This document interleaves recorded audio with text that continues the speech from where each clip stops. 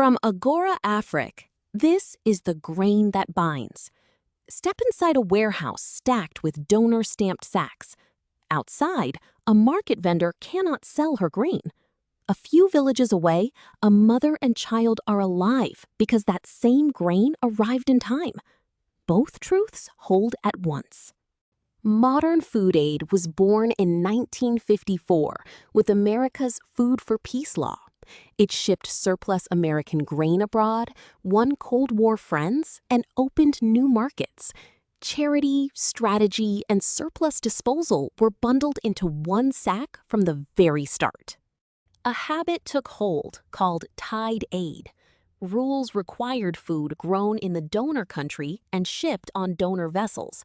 The aid dollars flowed back to donor farmers and shipping firms, while local farmers were bypassed and their grain prices collapsed at harvest. Reliable food aid can also become a substitute for governing.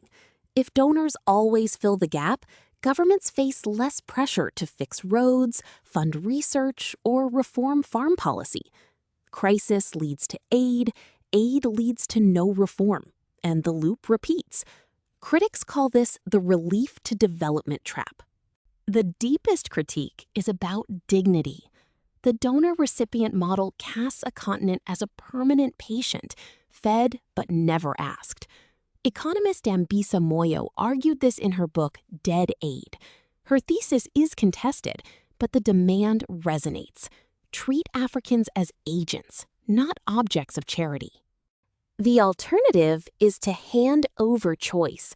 Cash transfers and safety nets let families buy from local markets, supporting nearby farmers. Ethiopia's Productive Safety Net program pays poor households for work on roads and wells, building state capacity instead of replacing it. Emergency aid in a true famine is not the target of this critique.